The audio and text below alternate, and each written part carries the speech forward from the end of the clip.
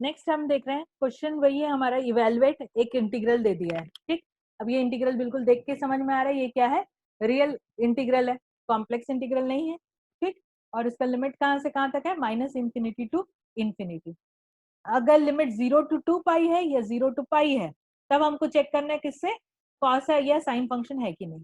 अगर limit minus infinity to infinity है या 0 to इंफिनिटी है तब हम चेक करके क्या करके देखेंगे कि ये जो डिनोमिनेटर टर्म है उसका अगर तुम उसको इक्वेट करो 0 से तो जो रूट्स आ रहे हैं वो रियल आ रहे हैं कि कॉम्प्लेक्स आ रहे हैं। ठीक, तो अगर मैं इस इक्वेशन में सिर्फ डिनोमिनेटर को चेक करूं तो डिनोमिनेटर को अगर इक्वेट किया 0 से तो रूट्स क्या क्या आ रहे हैं, एक आएगा x इक्वल टू आई, दूसरा आएगा x equal to minus i, यहाँ से रूट्स आएंगे x equal to 2i and x equal to minus 2i। ठीक, तो यानी ये जो डिनोमिनेटर है उसके सारे रूट्स जो है वो कॉम्प्लेक्स रूट्स आ रहे हैं।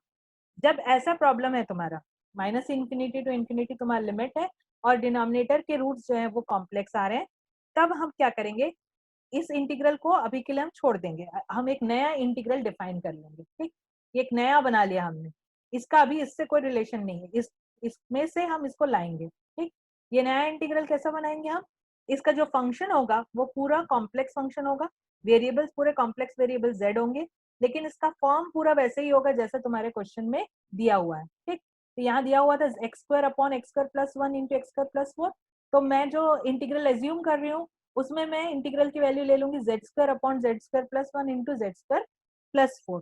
ठीक, ये हमारा इंटीग्रल बन गया। और हम अब जो फंक्शन जिसको इंटीग्रेट कर रहे हैं उसको क्या नेम कर दिया, एफ ऑफ जेड, यानी एफ ऑफ जेड क्या हो गया, Z square upon Z square plus 1 into Z square plus 4। ठीक, ये क्लोज्ड कॉन्टूर के ऊपर इंटीग्रेशन है, जहाँ पे ये कॉन्टूर सी इसको भी मैं एज्यूम करके चल रही हूँ। क्यों एज्यूम कर रहे हैं ये हम लोग बाद में जब लास्ट में आएंगे ना तब तुम लोग को समझ में आएगा कि इस तरह से क्यों हमने स्टार्ट किया था। ठीक, अभी के लिए क्या याद रखना है सिर्फ हमको कि अगर limit in minus infinity to infinity है और डिनोमिनेटर को सॉल्व करने से सिर्फ कॉम्प्लेक्स रूट्स मिलते हैं तब हमको एक नया इंटीग्रल बना लेना है। वो इंटीग्रल क्लोज्ड इंटीग्रल होगा ओवर ए क्लोज्ड कॉन्टूर सी, और उस इंटीग्रल का जो इंटीग्रेंड है जिसको इंटीग्रेशन करना है हमको वो फंक्शन बिल्कुल सिमिलर होगा गिवन फंक्शन से, बस रियल वेरिएबल्स किससे रिप्लेस हो जाएगा, कॉम्प्लेक्स वेरिएबल से। ठीक, और ये कॉन्टूर सी कैसे बनेगा, कॉन्टूर सी जो है वो एक सेमी सर्कल है। ठीक, सेमी सर्कल है जिसका सेंटर कहाँ पे, ओरिजिन पे, और इसका रेडियस ले लिया हम लोग कैपिटल आर। ठीक, capital R can be as big as we want. ठीक, एंड जो एंडिंग है इसका, ठीक, उसको हम कहाँ पे खत्म कर रहे हैं, इसको पूरे सर्कल को हम नहीं ले रहे हैं, हम उसको हाफ सर्कल को ले रहे हैं, सेमी सर्कल को। तो सेमी सर्कल का जो लास्ट बाउंड्री वो कैसे बनेगा, the real axis from minus R to R. ठीक, ये रियल एक्सिस को लेकर और इस सर्कल को लेकर ये पूरा मिला के हमारा कॉन्टूर सी बना, यानी कॉन्टूर सी क्या हुआ, C R plus the real axis from minus R to R, ये दो मिला के हमारा पूरा कॉन्टूर सी है। दोनों को जब हम मिलाएंगे तब जाके हमको क्लोज्ड कॉन्टूर मिलेगा, सिर्फ एक किसी एक पार्ट को लोगे तो वो क्लोज्ड कॉन्टूर नहीं है। ठीक, तो क्लोज्ड कॉन्टूर सी क्या बना, the semi circle C R with the centre at origin and the real axis from minus r to r, where capital R is the radius of our semicircle। ठीक, ये हमने अपने से बना लिया है, क्यों बनाया है, थोड़ा क्वेश्चन को सॉल्व करेंगे तो क्लियर हो जाएगा हमको। ये हमने एक नया कॉन्टूर ले लिया, उसके ऊपर हम अपने एक नया इंटीग्रल बना लिया है, उस इंटीग्रल को इंटीग्रेट करने वाले हैं। ठीक, तो अब ये जो इंटीग्रल है ये पूरा कॉम्प्लेक्स इंटीग्रल है। और जिस जो हम कॉन्टूर ले रहे हैं वो क्लोज्ड कॉन्टूर है, तो कॉचीज रेसिड्यू थ्योरम अप्लाई हो सकता है। For that first we have to find the poles of this function f of z. तो पोल्स फाइंड आउट करते हैं, क्या होंगे पोल्स इसके, इन दोनों को इक्वेट करेंगे 0 से तो पोल्स आएंगे प्लस और माइनस आई एंड प्लस और माइनस 2i। ठीक, अब हमको चेक करना है कि इनमें से कौन से पोल्स हमारे सर्कल के अंदर हैं। ठीक, प्लस और माइनस आई ये जो तुम्हारे यहाँ पे हमेशा इमेजिनरी रूट्स अगर आ रहे हैं तो वो कहाँ पे प्लेस होंगे, इस इमेजिनरी एक्सिस पे प्लेस होंगे, वाई एक्सिस पे। ठीक, तो ये जो आई पॉइंट है वो तुम्हारे सर्कल के ऊपर, सर्कल के अंदर है। अब माइनस आई जो है वो कहाँ होगा, नीचे, ये तो हमारे सर्कल के बाहर है। वैसे ही 2i है वो भी सर्कल के अंदर होगा, क्योंकि हम r को जितना चाहे उतना बड़ा ले सकते हैं, ये वैल्यू चाहे हमको जितनी बड़ी मिले अगर वो पॉजिटिव है तो वो हमारे सर्कल के अंदर ही आएगा। ठीक है, 30i हो या 300i हो, जितना भी बड़ा वैल्यू क्यों ना आए, अगर वो पॉजिटिव वैल्यू है then it is inside our circle, and if it inside our semi circle, if it is negative value then it is outside our circle. ठीक, तो कौन कौन सी टर्म्स हमारे सर्कल के अंदर आ जाएंगे, आई एंड 2i। ठीक, तो बाय रेसिड्यू थ्योरम हम इन दोनों का रेसिड्यू निकाल लेंगे, इन दोनों पॉइंट्स पे रेसिड्यू निकाले। ठीक, क्या आएगा यहाँ पे, z इसको फैक्टराइज किया, z माइनस आई कैंसिल हो गया, तो क्या बचेगा हमारे पास, z square upon z plus i बच जाएगा, z माइनस आई कैंसिल हो जाएगा, z प्लस आई बचा, और दूसरा टर्म वैसे ही रहने देते हैं, z स्क्वायर प्लस 4। ठीक, z माइनस आई कैंसिल हो गया, और अब क्या पुट करना है z की जगह i, तो यह जाएगा i square upon i plus i that is 2i into i square plus 4। वैसे ही दूसरा टर्म क्या आएगा, 2i वाला टर्म कैंसिल हो जाएगा, तो हमारे पास बचेगा z स्क्वायर प्लस 1 डिनोमिनेटर में, और दूसरा टर्म क्या बचेगा, z plus 2i, z minus 2i cancel हो जाएगा। ठीक, z प्लस 2i बचा। ठीक, न्यूमरेटर वही रहेगा z स्क्वायर।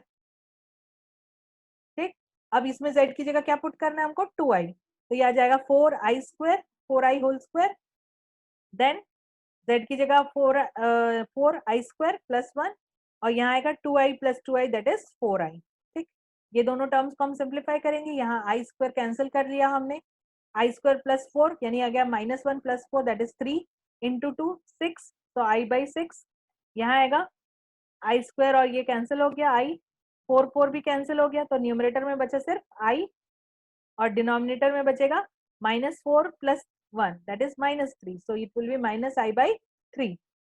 तो सिंप्लीफाई कर लेते हैं इसको, क्रॉस पर ये करके सिंप्लीफाई कर लो, तुमको मिलेगा i upon 6 that will be equal, sorry minus i upon 6 मिलेगा, उसको कैंसिल आउट करोगे तो तुम्हारे पास बचेगा पाई बाई 3। ठीक, तो इंटीग्रल की वैल्यू क्या मिल गई हमको, पाई बाई 3।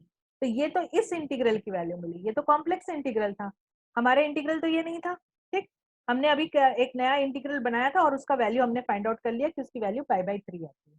ठीक, अब हम इस इंटीग्रल को अपने सेंस में फिर से थोड़ा देखते हैं।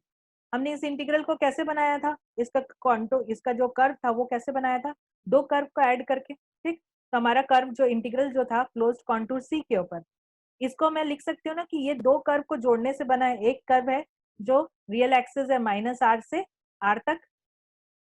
ठीक, और उसके बाद हमने सेमी सर्कल लिया, सेमी सर्कल सी आर, ये दो कर्व्स को जोड़ने से हमको ये पूरा कर्व मिला। यानी इस क्लोज्ड इंटीग्रल को हम चाहे तो स्प्लिट करके दो इंटीग्रल्स बना सकते हैं, sum of the two integrals -r to r and circle over the semi circle C R. ठीक, तो यानी हमारा फंक्शन इंटीग्रल जो है वो बन जाएगा minus integration over the closed contour C will be equal to -r to r। अब जब जब तुम ये इंटीग्रेशन -r to r करोगे, यहाँ पे चेक करो तुम, यहाँ पे तुम अगर इंटीग्रेशन इस कर्व लाइन पे कर रहे हो, ठीक, तो इस लाइन पे जब भी इंटीग्रेशन करोगे, इस लाइन का इक्वेशन क्या है, y is equal to 0, right, real axis का ये फॉर्मूला वही होता है, y इक्वल टू 0। अगर y इक्वल टू 0 आ गया तो ये जो भी फंक्शन है वो पूरा रियल फंक्शन बन जाएगा ना। इसमें जब हर जगह मैं अगर y की जगह 0 डालूं तो ये क्या बन जाएगा, x प्लस आई का होल स्क्वायर होता है ये, तो ये बनेगा एक्स स्क्वायर, यहाँ पे भी आ जाएगा एक्स स्क्वायर प्लस 1, ये भी आ जाएगा एक्स स्क्वायर प्लस 4, यानी फंक्शन सेम रहेगा, जस्ट z की जगह क्या बन जाएगा x, इसीलिए मैं यहाँ पे लिख सकती हूँ ना, ये बन गया क्या, f of x, real function बन गया। ठीक, लेकिन ये जो सी आर है ये कैसा कर्व है, ये तुम्हारे पूरे प्लेन के ऊपर कर्व है, तो यहाँ पे मैं तो नहीं पुट कर सकती x equal to 0, y equal to 0 नहीं पुट कर सकती, इसलिए इसके लिए इंटीग्रल क्या फंक्शन जो है इंटीग्रेंट वो क्या बन जाएगा, f ऑफ z ही रहेगा। ठीक, तो हमको मिल गया कि हमारा जो क्लोज्ड कॉन्टूर पे था उसको हम दो दो इंटीग्रल्स में चेंज कर सकते हैं, एक बन गया -r to r of the real function plus the over the semi circle C R of the complex function. ठीक, अब हम देखते हैं कि अगर ये जो वैल्यू है, देखो अब तुमको जो इंटीग्रल लाना था वो इंटीग्रेंट तुमको मिल गया ना, जो हमको चाहिए था x square upon x square plus 1 into x square plus 4, इसका इंटीग्रल की वैल्यू चाहिए थी तो वो इंटीग्रल मिल गया। अब उसका लेकिन लिमिट क्या दिया हुआ था, माइनस इंफिनिटी टू इंफिनिटी, तो अगर ये आर को मैं minus infinity to infinity extend करूंगी तो ये इंटीग्रल मेरे रिक्वायर्ड इंटीग्रल के बराबर आएगा।